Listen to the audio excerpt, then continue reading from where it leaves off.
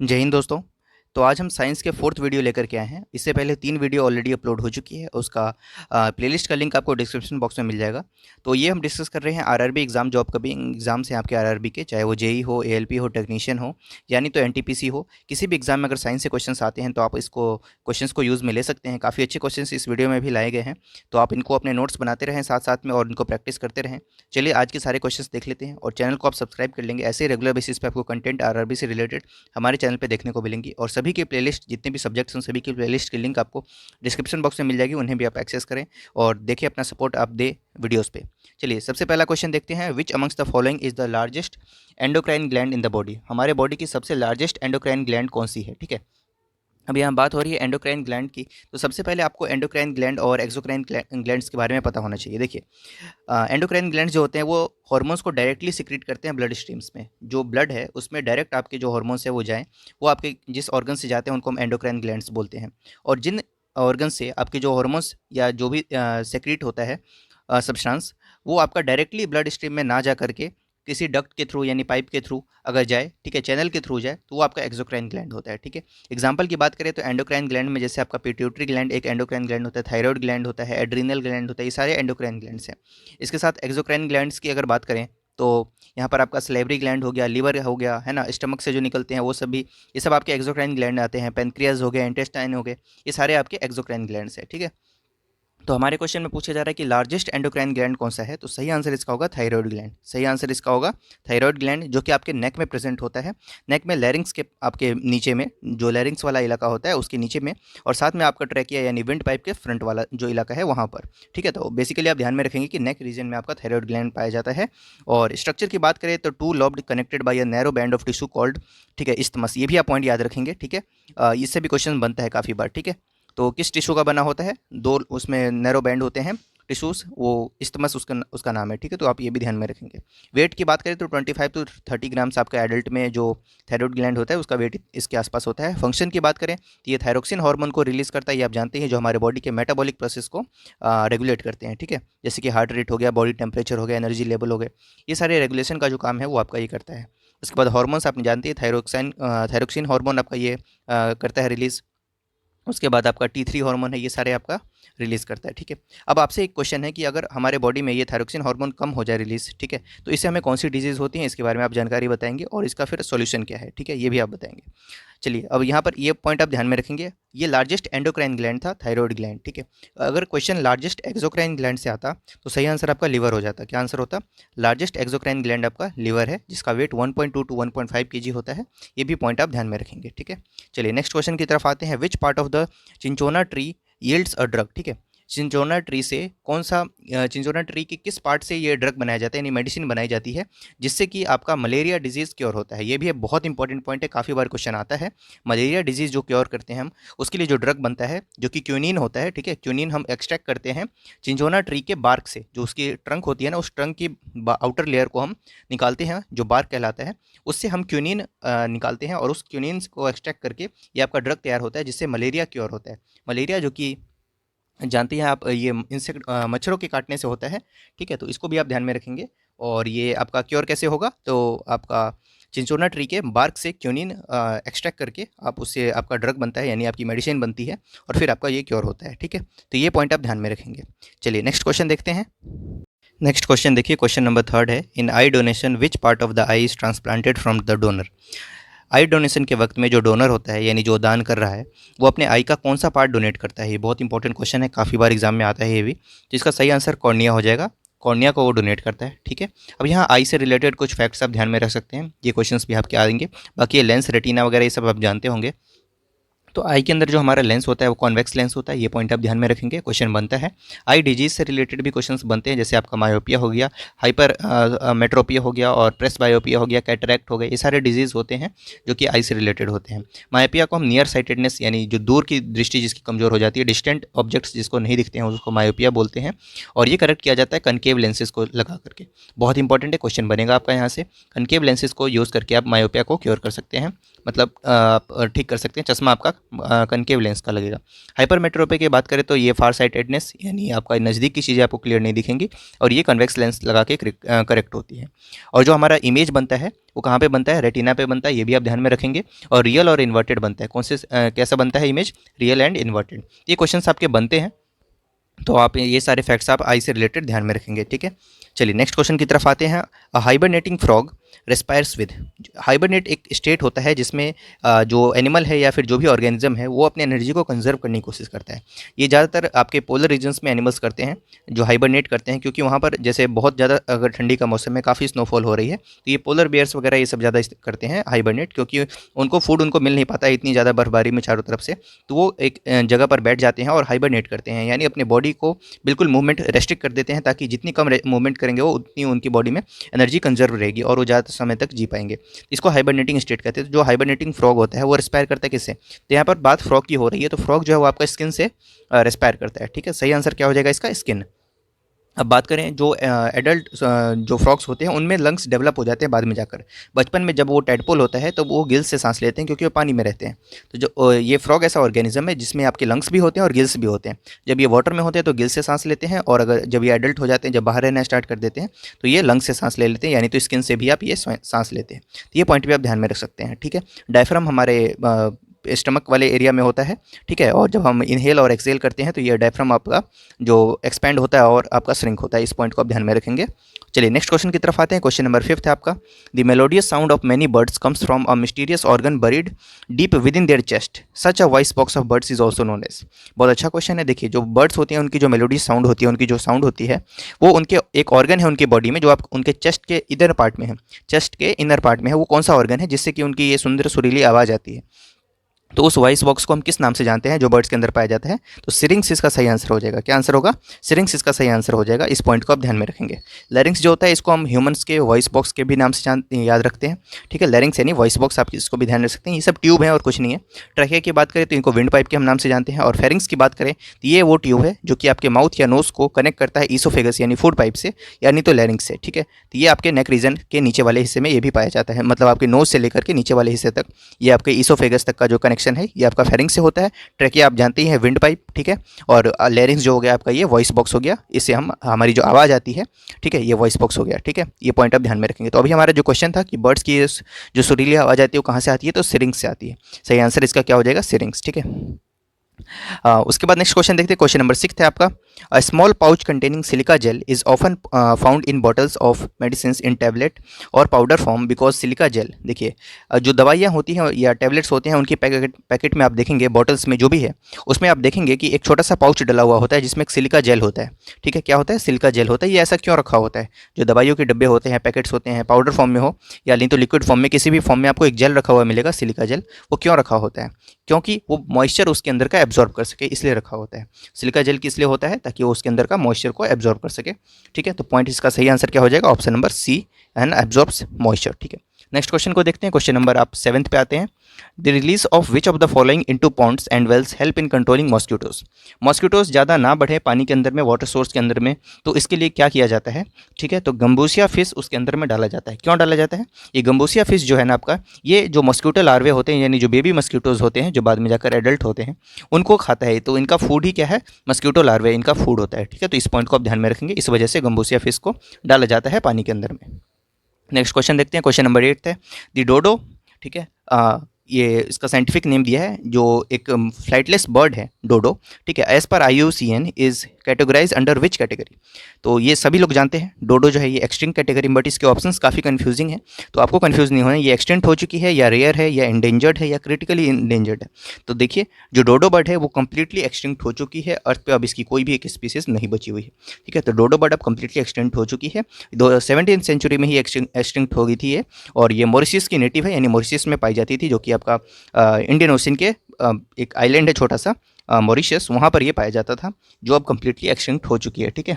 और ये एक फ्लाइटलेस बर्ड थी, ठीक है। नेक्स्ट क्वेश्चन देखते हैं। Question number 9। Colours of red, pink, blue and purple in vegetables and fruits come mainly from which pigments, ठीक है। ठीक है, तो इसका सही आंसर होगा एंथोसाइनिन्स। ठीक है, इसका सही आंसर क्या होगा, एंथोसाइनिन इसका सही आंसर हो जाएगा, जो कि सेंसिटिव होता है पीएच का। अगर ज़्यादा एसिडिक वैल्यू अगर इसमें मिलेगी तो ये रेड और डार्क रेड में कन्वर्ट होता चला जाता है, और अगर ये ज़्यादा बेसिक मिलेगा तो ब्लू कलर में कन्वर्ट हो जाता है। ठीक है, तो इसी की वजह से जो फ्रूट्स और वेजिटेबल्स होते हैं मेजरली इनमें रेड, पिंक, ब्लू और पर्पल इस तरीके के कलर्स आपको देखने को मिलते हैं। जैसे एग्जाम्पल ब्लूबेरी और कैनबेरी हो गया आपके, ये सब। ठीक है, लाइकोपीन की बात करें तो ये भी एक नेचुरल पिगमेंट है। ये सारे पिगमेंट्स ही है, जितने भी आपको ऑप्शंस दिख रहे हैं सारे पिगमेंट है। ठीक है, और ये लाइकोपिन है, इसकी वजह से आपको रेड कलर मिलता है फ्रूट्स में, जैसे कि टोमेटो हो गया, वाटरमेलन। क्वेश्चन आते हैं कि बताइए टोमेटो के अंदर में जो रेड कलर आया वो किसकी वजह से आया, तो लाइकोपिन की वजह से आया। ठीक है, वाटरमेलन्स हो गए, इन सब की जो रेडनेस आती है वो किस वजह से आती है, तो लाइकोपिन पिगमेंट की वजह से। क्लोरोफिल आप सभी जानते हैं। ठीक है, ये ग्रीन कलर प्रोवाइड करता है, जो आपके लीव्स वगैरह में पाया जाता है, जिसकी स्पेशल वो बात है कि ये सनलाइट को ट्रैप करने में भी हेल्प होता है, जिस वजह से फोटोसिंथेसिस कर पाते हैं ग्रीन प्लांट्स।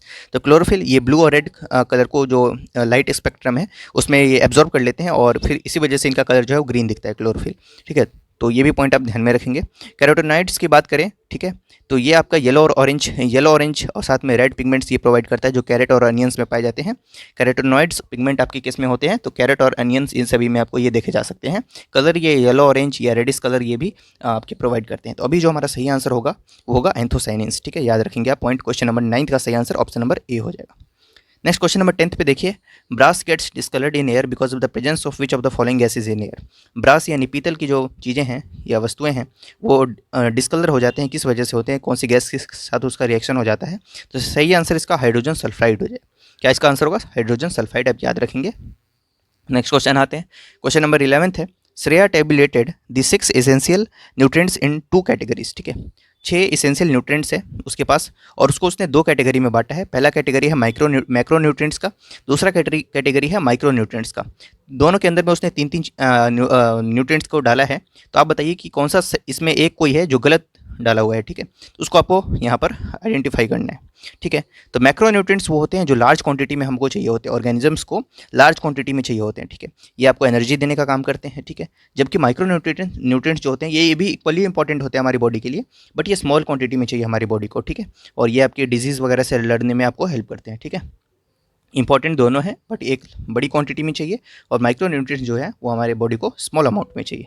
देखिए सही आंसर इसका क्या हो जाएगा, कार्बोहाइड्रेट्स, प्रोटीन्स, ये बिल्कुल सही है, ये आपके मैक्रो न्यूट्रिएंट्स में आते हैं। बट वाटर जो है आपका, सॉरी वाटर ये भी आपका सही है, ये दोनों तीनों माइक्रो न्यूट्रिएंट्स में आते हैं। लेकिन माइक्रो न्यूट्रिएंट्स में फैट नहीं आता, फैट आपका मैक्रो न्यूट्रिएंट्स में आता है, तो फैट को भी इसी कॉलम में आना चाहिए था। तो इसका सही आंसर क्या हो जाएगा, फैट्स हो जाएगा। जबकि विटामिन और मिनरल सही है, ये माइक्रो न्यूट्रिएंट के अंतर्गत ही आता है। ठीक है, तो ये पॉइंट आप ध्यान में रखेंगे। वाटर भी हमारे बॉडी में लार्ज अमाउंट में चाहिए होता है। तो विच nutrient is place strongly, question था आपका कि कौन सा न्यूट्रिएंट गलत प्लेस किया गया है, तो फैट्स गलत प्लेस किया गया, फैट को इस वाले कॉलम में आना चाहिए था। ठीक है, चलिए नेक्स्ट क्वेश्चन देखते हैं। विच of the following is not a fundamental unit, question है आपका कि कौन एक फंडामेंटल यूनिट नहीं है इनमें से, तो न्यूटन, किलोग्राम, मीटर और सेकेंड। तो फंडामेंटल क्वांटिटी की जो यूनिट्स होती हैं ना उनको फंडामेंटल यूनिट बोलते हैं। ठीक है, और 7 फंडामेंटल क्वांटिटी है आपकी, जिनसे डिराइव करके आप और भी क्वांटिटीज़ बना सकते हैं, जिनको हम डिराइव क्वांटिटी के नाम से जानते हैं। फंडामेंटल क्वांटिटी कितनी है, 7 है। उन सभी के नाम आप ध्यान में रखेंगे, length, mass, time, electric current, temperature, luminous intensity और अमाउंट ऑफ सब्सटेंस। लेंथ की यूनिट मीटर होती है, मास की यूनिट किलोग्राम होती है, और टाइम की यूनिट सेकंड, इलेक्ट्रिक करंट की यूनिट एम्पियर, टेम्परेचर की यूनिट आपकी केल्विन होती है, ल्यूमिनस इंटेंसिटी की आपकी यूनिट कैंडिला होती है, और अमाउंट ऑफ सब्सटेंस की आपकी मोल होती है। ये पॉइंट आप ध्यान में रखेंगे। ठीक है, सातों के बारे में। तो यहाँ पर देखिए न्यूटन जो है ये सही आंसर हो जाएगा, ये आपका फंडामेंटल यूनिट नहीं है। आप इसमें से देख पा रहे होंगे एक भी किसी में भी आपको न्यूटन नहीं दिख रहा होगा, ये तो फोर्स की यूनिट होती है ना, फोर्स यूनिट न्यूटन होती है। तो किलोग्राम आपका हो गया मास का, मीटर हो गया आपका लेंथ का, और सेकंड हो गया आपका टाइम का। ठीक है, तो ये तीनों तो है फंडामेंटल यूनिट, बट न्यूटन नहीं है, तो सही आंसर ऑप्शन नंबर ए हो जाएगा। नेक्स्ट देखिए क्वेश्चन नंबर 12 है, विच one of the following mixture is homogeneous, कौन सा mixture homogeneous mixture. Homogeneous similar type के एलिमेंट से बना हुआ मिक्सचर जो होता है वो होमोजीनियस मिक्सचर कहलाता है, और हेट्रोजीनियस मिक्सचर जो डिफरेंट टाइप के कैरेक्टरिस्टिक वाले मिक्सचर्स एक साथ बनाए जाते हैं, कंपोनेंट्स को अगर मिक्स किया जाता है तो हेट्रोजीनियस मिक्सचर तैयार होता है। तो सही आंसर का क्या हो जाएगा, मिथेनॉल एंड वाटर जो है ये आपका एक होमोजीनियस मिक्सचर का एग्जाम्पल है। क्यों, क्योंकि दोनों ही लिक्विड है, तो एक होमोजीनियस मिक्सचर आपका तैयार होगा। वहीं स्टार्च और शुगर की बात करें तो ये दोनों आपके अलग अलग कॉम्पोजिशन वाले हैं, तो इनसे आपका ये हेट्रोजीनियस मिक्सचर तैयार होगा। वहीं ग्रेफाइट है और चारकोल है, ये दोनों भी कार्बन के अलग अलग फॉर्म्स है, तो इनसे भी आपका एक अलग हेट्रोजीनियस मिक्सचर तैयार होगा। कैल्शियम कार्बोनेट और कैल्शियम बाइकार्बोनेट है, दोनों सॉलिड तो हैं, और ये बट ये दोनों क्या करेंगे, डिसॉल्व हो जाते हैं एक दूसरे में, तो ये भी आपका एक हेटेरोजेनस मिक्सचर तैयार करेगा, ठीक है। डिसॉल्व नहीं हो सकते, सॉरी, ठीक है ना। Both solids can not dissolve in each other, ठीक है। तो अगर दोनों डिसॉल्व नहीं होंगे तो ऑब्वियसली दोनों अलग अलग दिखेंगे, तो ये भी आपका एक हेटेरोजेनस मिक्सचर तैयार होगा, ठीक है। चलिए नेक्स्ट क्वेश्चन नंबर 13 की तरफ आते हैं। Largest group of animal kingdom, ठीक है, ये भी एक स्टैटिक क्वेश्चन है, याद रखेंगे। एनिमल किंगडम का लार्जेस्ट ग्रुप कौन सा है? तो आर्थ्रोपोडा जो होता है आपका सबसे लार्जेस्ट किंगडम है, एनिमल किंगडम के अंदर में लार्जेस्ट ग्रुप है, ठीक है, जिसके अंदर इंसेक्ट्स, प्रॉन्स, क्रैब्स, ये सब आपके एग्जाम्पल्स होंगे, याद रखेंगे आप, ठीक है। सॉफ्ट ड्रिंक्स कंटेन, ठीक है, सॉफ्ट ड्रिंक्स के अंदर में क्या होता है तो जानते हैं, कार्बोनेटेड गैस होता है उसके अंदर में। सही आंसर इसका कार्बोनिक एसिड हो जाएगा। क्या आंसर होगा इसका? Carbonic acid. Soft drinks contain carbonic acid. काफ़ी अच्छे क्वेश्चन है, ठीक है, और आपके एग्जाम्स में आने के पूरे चांसेस हैं इनके, ठीक है। H2CO3 इसका फॉर्मूला होता है, याद रखेंगे आप। ऑक्जेलिक एसिड आपका टोमेटो में पाया जाता है, याद रखेंगे। टार्टरिक एसिड आपका टैमरिंड यानी इमली में होता है। और सिट्रिक एसिड की बात करें तो जितने भी आपके खट्टे फल होते हैं, सिट्रस फ्रूट होते हैं, उन सभी के अंदर में, जैसे आपका आंवला हो गया, जैसे कि आपका लेमन हो गया, ऑरेंज हो गया, इन सभी के अंदर में आपका सिट्रिक एसिड पाया जाता है। नेक्स्ट क्वेश्चन देखते हैं। क्वेश्चन नंबर 15 है, dash gas is used as an illuminating gas, है ना। कौन सा गैस है जो इल्यूमिनेटिंग गैस की तरह इस्तेमाल होता है, ठीक है। तो सही आंसर इसका क्या हो जाएगा? प्रोपेन। सही आंसर इसका क्या हो जाएगा? प्रोपेन। याद रखेंगे आप। C3H8 इसका फॉर्मूला होता है प्रोपेन का। एसिटिलीन की बात करें तो C2H2 इसका फॉर्मूला होता है। और यहाँ पर जब बात इल्यूमिनेटिंग गैस की हो रही है तो आप LPG के बारे में ध्यान रखेंगे। LPG जिसका फुल फॉर्म होता है लिक्विफाइड पेट्रोलियम गैस, और ये इसके अंदर में जो स्मेलिंग एजेंट होता है, जिसकी आपको जैसे गैस लीक हो रहा होता है तो उसके अंदर आपको जो सुगंध आ जाती है, वो सुगंध कहाँ से आती है? तो उसके अंदर में इथाइल मरकैप्टन नाम का गैस होता है, ये भी आप ध्यान में रखेंगे, ठीक है। चलिए नेक्स्ट क्वेश्चन की तरफ आते हैं। क्वेश्चन है, a 5 kg object is raised through a height of 4 metre. जो 5 किलो का एक ऑब्जेक्ट है जिसको इस बेस से 4 मीटर ऐसे ऊपर उठाया फेंका गया है। The work done by the force of the gravity on the object is, ठीक है। तो क्या होगा? वर्क डन आपको यहाँ पर निकालना है। तो क्वेश्चन आप समझ गए होंगे कि आपको किसी सरफेस से 4 मीटर ऊपर एक 5 kg के ऑब्जेक्ट को फेंका जा रहा है, तो यहाँ पर नेगेटिव फोर्स लगेगा। क्यों? क्योंकि आप ग्रेविटी के अगेंस्ट काम कर रहे हैं, ग्रेविटी आपकी नीचे की तरफ लग रही है, वहीं आप फोर्स कहाँ पे लगा रहे हैं? ऊपर की तरफ लगा रहे हैं, आप अपने ऑब्जेक्ट को ऊपर की तरफ फेंक रहे हैं, तो नेगेटिव फोर्स यहाँ पे लगेगा, यानी माइनस में आपका आंसर होना चाहिए। तो ऑप्शन ए और सी तो ऑलरेडी एलिमिनेट हो गया, आप ध्यान में रखेंगे इसका।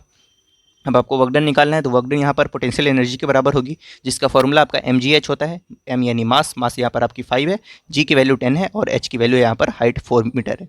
अब इसको कैलकुलेट करें आप, -200 जूल्स आपका आंसर आ जाएगा। तो सही आंसर इसका -200 जूल होगा। चलिए नेक्स्ट क्वेश्चन देखते हैं। क्वेश्चन नंबर 17 था आपका, gene is made up of which chemical.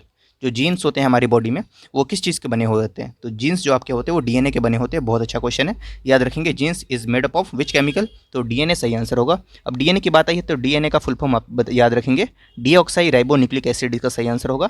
और RNA का फुल फॉर्म आप लोग कमेंट में बताएंगे, ठीक है, ठीक है। RNA का फुल फॉर्म आप लोग कमेंट में बताएंगे। और DNA के बारे में आप कुछ पॉइंट्स ध्यान में रखते हैं, तो पहले तो इसका फुल फॉर्म याद रखें, डीऑक्साई राइबो न्यूक्लिक एसिड, इसका सही आंसर होगा। ये आपका प्रेजेंट होता है न्यूक्लियस में। कहाँ पे होता है? न्यूक्लियस के अंदर में होता है। और इसके अंदर हमारे जो बॉडी है उसकी जेनेटिक इन्फॉर्मेशन स्टोर होती है, जैसे कि हमारे हेयर का कलर हो गया, है ना, हमारे हेयर्स हो गए, या जो भी हमारी जेनेटिक इन्फॉर्मेशन है वो सारा कहाँ पे स्टोर होता है? आपका DNA के अंदर में होता है, ठीक है। और इसके स्ट्रक्चर की बात करें तो कैसा दिखता है, तो ये अगर हम इसको जूम आउट करें, ठीक है, तो हम देखेंगे तो ये थ्रेड के स्ट्रक्चर में आपको दिखेगा। हालांकि ये बहुत बड़ा होता है बहुत, बट ये काफ़ी माइक्रो लेवल पर होता है, काफ़ी छोटा होता है। तो एक थ्रेड की फॉर्म में ही हमको दिखता है न्यूक्लियस के अंदर में। क्वाइल्ड ऑन प्रोटीन मॉलिक्यूल्स, इसको मतलब समझिए आप, जो प्रोटीन मॉलिक्यूल्स हैं उनके ऊपर में ये क्वाइल्ड होता है ना, ऐसा लिपटा हुआ होता है, और थ्रेड की फॉर्म में आपको दिखेगा, ठीक है। तो प्रोटीन मॉलिक्यूल्स के ऊपर में ये क्वाइल्ड होता है, ताकि ये ज़्यादा सरफेस एरिया को ना घेरे, ठीक है, और इसके ऊपर में क्वाइल्ड रहता है तो कम सरफेस एरिया में काफ़ी आपका DNA आ जाता है, ठीक है। अब इसको ध्यान में रखेंगे। तो वो जो प्रोटीन मॉलिक्यूल्स होते हैं जिनके ऊपर ये क्वाइल्ड होता है उसको हम हिस्टोन के नाम से जानते हैं। क्या जानते हैं? हिस्टोन के नाम से जानते हैं। अब ये पॉइंट तो आप समझ गए कि आपका जीन्स क्या होते हैं और DNA क्या है, ये सब आप समझ गए। During cell division the DNA condense मतलब ये सारे एक साथ जुड़ जाते हैं, काफ़ी सारे DNA एक साथ आ जाते हैं, ठीक है। और क्रोमोजोम आपका फॉर्म होता है। क्रोमोजोम जानते हैं आप, बीच में आपके दो प्रोटीन मॉलिक्यूल होते हैं और इस तरीके का आपका क्रोमोजोम फॉर्म होता है, ठीक है, इस तरह का। तो ये सारे DNA हैं, DNA आपके कंडेंस हो गए हैं, और उसके बाद आपका क्या फॉर्म होता है? क्रोमोजोम फॉर्म होता है during cell division. Cell division के वक्त ही होता है, ठीक है। और क्रोमोजोम्स की बात आई है तो यहाँ पर क्रोमोजोम्स के बारे में डायरेक्ट आप क्या याद रख सकते हैं कि कंडेंस्ड DNA प्लस हिस्टोन मिल करके क्या बनाता है आपका क्रोमोजोम। अभी आपको स्ट्रक्चर बना के दिखाया भी था मैंने। हिस्टोन यानी वो वही प्रोटीन मॉलिक्यूल, और उसमें अगर DNA कंडेंस्ड है ना, तो ये जो स्ट्रक्चर बनता है आपको इसको हम क्या बोलते हैं? क्रोमोजोम, ठीक है। टोटल 46 क्रोमोजोम्स होते हैं, और 23 पेयर में ये टोटल 46 क्रोमोजोम्स हैं हमारे, जिसमें 22 पेयर जो है वो ऑटोसोम है, जो कि आपको सेम दिखेंगे, मेल और फीमेल दोनों में सेम एक जैसे होते हैं।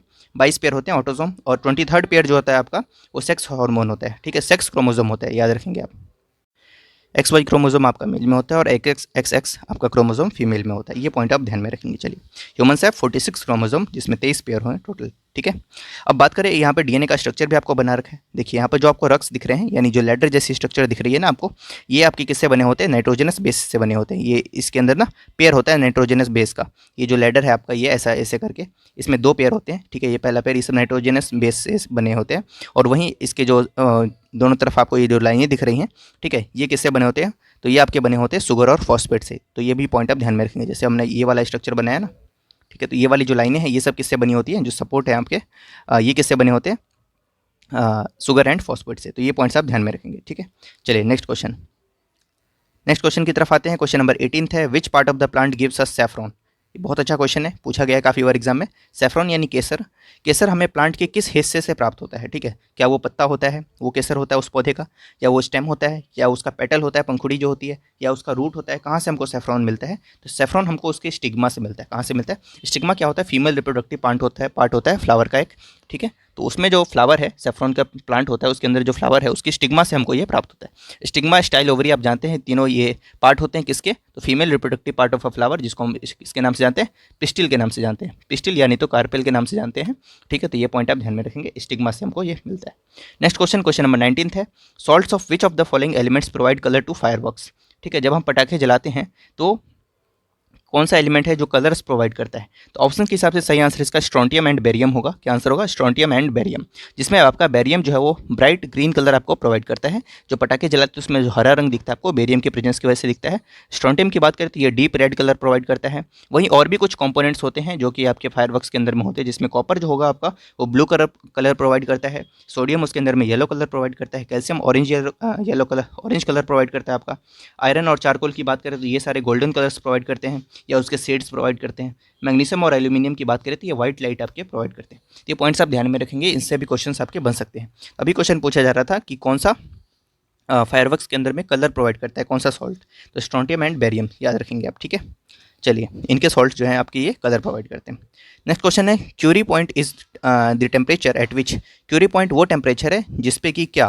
तो जिसपे मेटल अपनी मैग्नेटिक प्रॉपर्टी को लूज़ कर देता है, ठीक है। यानी ये एक पॉइंट है कि इसके ऊपर जैसे टेम्परेचर जाएगा मेटल का तो वो अपनी मैग्नेटिक प्रॉपर्टीज़ लूज़ कर देगा। और ये पॉइंट कौन सा है? तो ये है 570 डिग्री सेल्सियस। यानी जिस भी मेटल को, है ना, नेचुरली ऑब्टेन्ड मेटल जो है उसको अगर 570 डिग्री से ऊपर आप ले जाएंगे, अगर फ़ारेनहाइट में बात करें तो 1060 डिग्री फ़ारेनहाइट आप ध्यान में रखेंगे, तो उसका टेम्परेचर अगर इसके ऊपर जाता है तो वो अपनी मैग्नेटिक प्रॉपर्टी को लूज़ कर देता है। तो क्यूरी पॉइंट इसी को बोलते हैं। सही आंसर क्या होगा? तो Curie point is the temperature at which a metal loses its magnetic properties, ठीक है। चलिए नेक्स्ट क्वेश्चन की तरफ आते हैं। Question number 21, the base used as an antacid. बहुत अच्छा क्वेश्चन है। एंटासिड जो कि हम कंज्यूम करते हैं अगर हमें एसिडिटी की प्रॉब्लम हो तो इसके लिए कंज्यूम करते हैं ताकि न्यूट्रलाइजेशन रिएक्शन हो हमारी बॉडी में। और ये क्या करता है? कॉम्बैट एक्सेस स्टमक एसिड, ठीक है। जो हमारे स्टमक के अंदर में एक्सेस एसिड हो जाता है उसको कॉम्बैट करता है। स्टमक की बात आई है तो यहाँ पर हमारे पेट में HCl एसिड होता है, यानी हाइड्रोक्लोरिक एसिड होता है, और ये काफ़ी स्ट्रॉन्ग एसिड होता है। जो कि ये भी क्वेश्चन बनता है कि HCl काम क्या करता है हमारी बॉडी में? तो ये बैक्टीरियाज को या हार्मफुल जो कंपोनेंट्स होते हैं हमारे स्टमक के अंदर में उसको किल करने का काम करता है।